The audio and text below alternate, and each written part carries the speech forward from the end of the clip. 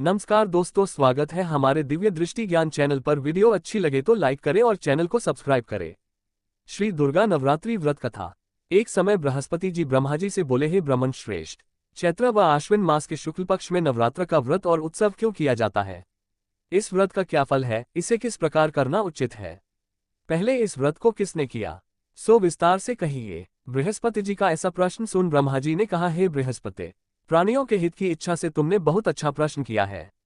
जो मनुष्य मनोरथ पूर्ण करने वाली दुर्गा, महादेव, सूर्य और नारायण का ध्यान करते हैं, वे मनुष्य धन्य हैं।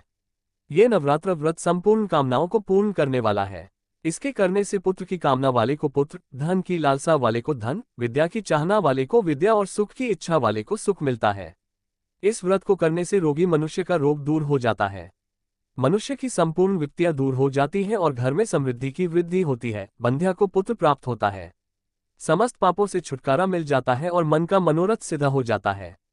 जो मनुष्य इस नवरात्र व्रत को नहीं करता वह अनेक दुखों को भोगता है और कष्ट व रोग से पीड़ित हो, अंगहीनता को प्राप्त होता है, उसके संतान नहीं होती और वह धन धान्य से रहित हो, भूख और प्यास से व्याकुल घूमता फिरता है तथा संज्ञाहीन हो जाता है। जो सधवा स्त्री इस व्रत को नहीं करती वह पति सुख से वंचित हो नाना दुखों को भोगती है।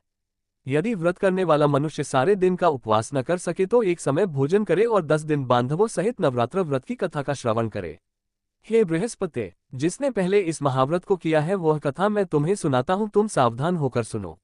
इस प्रकार ब्रह्मा जी का वचन सुनकर बृहस्पति जी बोले, हे ब्राह्मण, मनुष्यों का कल्याण करने वाले इस व्रत के इतिहास को मेरे लिए कहो, मैं सावधान होकर सुन रहा हूँ। आपकी शरण में आए हुए मुझ पर कृपा करो। ब्रह्मा जी बोले, प्राचीन काल में मनोहर नगर में पीठत नाम का एक अनाथ ब्राह्मण रहता था। वह भगवती दुर्गा का भक्त था। उसके संपूर्ण सद्गुणों से युक्त सुमति नाम की एक अत्यंत सुंदरी कन्या उत्पन्न हुई। वह कन्या सुमति अपने पिता के घर बाल्यकाल में अपनी सहेलियों के साथ क्रीड़ा करती हुई इस प्रकार बढ़ने लगी जैसे शुक्ल पक्ष में चंद्रमा की कला बढ़ती है। उसका पिता प्रतिदिन जब दुर्गा की पूजा करके होम किया करता, वह उस समय नियम से वहां उपस्थित रहती। एक दिन सुमति अपनी सखियों के साथ खेल में लग गई और भगवती के पूजन में उपस्थित नहीं हुई। उसके पिता को पुत्री की ऐसी असावधानी देखकर क्रोध आया और वह पुत्री से कहने लगा, अरे दुष्ट पुत्री, आज तूने भगवती का पूजन नहीं किया, इस कारण मैं किसी कुष्ठ रोगी या दरिद्र मनुष्य के साथ तेरा विवाह करूंगा। पिता का ऐसा वचन सुन सुमति को बड़ा दुख हुआ और पिता से कहने लगी, हे पिता, मैं आपकी कन्या हूं तथा सब तरह आपके अधीन हूं, जैसी आपकी इच्छा हो वैसा ही करो। राजा से, कुष्ठी से, दरिद्र से अथवा जिसके साथ चाहो मेरा विवाह कर दो, पर होगा वही जो मेरे भाग्य में लिखा है। मेरा तो अटल विश्वास है, जो जैसा कर्म करता है उसको कर्मों के अनुसार वैसा ही फल प्राप्त होता है, क्योंकि कर्म करना मनुष्य के अधीन है पर फल देना ईश्वर के अधीन है। जैसे अग्नि में पड़ने से तृणादि उसको अधिक प्रदीप्त कर देते हैं। इस प्रकार कन्या के निर्भयता से कहे हुए वचन सुन उस ब्राह्मण ने क्रोधित हो अपनी कन्या का विवाह एक कुष्ठी के साथ कर दिया और अत्यंत क्रोधित हो पुत्री से कहने लगा, हे पुत्री, अपने कर्म का फल भोगो, देखे भाग्य के भरोसे रहकर क्या करती हो। पिता के ऐसे कटु वचनों को सुन सुमति मन में विचार करने लगी, अहो, मेरा बड़ा दुर्भाग्य है जिससे मुझे ऐसा पति मिला। इस तरह अपने दुख का विचार करती हुई वह कन्या अपने पति के साथ वन में चली गई और डरावने कुशायुक्त उस निर्जन वन में उन्होंने वह रात बड़े कष्ट से व्यतीत की। उस गरीब बालिका की ऐसी दशा देख देवी भगवती ने पूर्व पुण्य के प्रभाव से प्रकट हो सुमति से कहा, हे दीन ब्राह्मणी, मैं तुझसे प्रसन्न हूँ, तुम जो चाहो सो वरदान मांग सकती हो। भगवती दुर्गा का ये वचन सुन ब्राह्मणी ने कहा, आप कौन है वह सब मुझसे कहो। ब्राह्मणी का ऐसा वचन सुन देवी ने कहा कि मैं आदि शक्ति भगवती हूँ और मैं ही ब्रह्मविद्या व सरस्वती हूँ। प्रसन्न होने पर मैं प्राणियों का दुख दूर कर उनको सुख प्रदान करती हूँ। हे ब्राह्मणी, मैं तुझ पर तेरे पूर्व जन्म के पुण्य के प्रभाव से प्रसन्न हूँ। तुम्हारे पूर्व जन्म का वृतांत सुनाती हूँ, सुनो। तू पूर्व जन्म में निषाद भील की स्त्री थी और अति पतिव्रता थी। एक दिन तेरे पति निषाद ने चोरी की। चोरी करने के कारण तुम दोनों को सिपाहियों ने पकड़ लिया और ले जाकर जेलखाने में कैद कर दिया। उन लोगों ने तुझको और तेरे पति को भोजन भी नहीं दिया। इस प्रकार नवरात्र के दिनों में तुमने न तो कुछ खाया और न जल ही पिया। इस प्रकार 9 दिन तक नवरात्र का व्रत हो गया। हे ब्राह्मणी, उन दिनों में जो व्रत हुआ, इस व्रत के प्रभाव से प्रसन्न होकर मैं तुझे मनोवांछित वर देती हूँ, तुम्हारी जो इच्छा हो सो मांगो। इस प्रकार दुर्गा के वचन सुन ब्राह्मणी बोली, अगर आप मुझ पर प्रसन्न हैं तो हे दुर्गे, मैं आपको प्रणाम करती हूँ, कृपा करके मेरे पति का कोढ़ दूर करो। देवी ने कहा, उन दिनों तुमने जो व्रत किया था उस व्रत का एक दिन का पुण्य पति का कोढ़ दूर करने के लिए अर्पण करो। उस पुण्य के प्रभाव से तेरा पति कोढ़ से मुक्त हो जाएगा। ब्रह्मा जी बोले। इस प्रकार देवी के वचन सुन वह ब्राह्मणी बहुत प्रसन्न हुई और पति को निरोग करने की इच्छा से जब उसने तथास्तु ठीक है ऐसा वचन कहा, तब उसके पति का शरीर भगवती दुर्गा की कृपा से कुष्ठ रोग से रहित हो अति कांतिवान हो गया। वह ब्राह्मणी पति की मनोहर देह को देख देवी की स्तुति करने लगी, हे दुर्गे, आप दुर्गति को दूर करने वाली, तीनों लोकों का संताप हरने वाली, समस्त दुखों को दूर करने वाली, रोगी मनुष्य को निरोग करने वाली, प्रसन्न हो मनोवांछित वर देने वाली और दुष्टों का नाश करने वाली जगत की माता हो।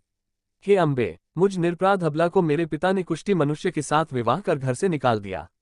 पिता से तिरस्कृत निर्जन वन में विचर रही हूँ, आपने मेरा इस विपदा से उद्धार किया है। हे देवी, आपको प्रणाम करती हूँ, मेरी रक्षा करो। ब्रह्मा जी बोले, हे बृहस्पति। उस ब्राह्मणी की ऐसी स्तुति सुन देवी बहुत प्रसन्न हुई और ब्राह्मणी से कहा, हे ब्राह्मणी, तेरे उदाले नामक अति बुद्धिमान, धनवान, कीर्तिवान और जितेंद्रिय पुत्र शीघ्र उत्पन्न होगा।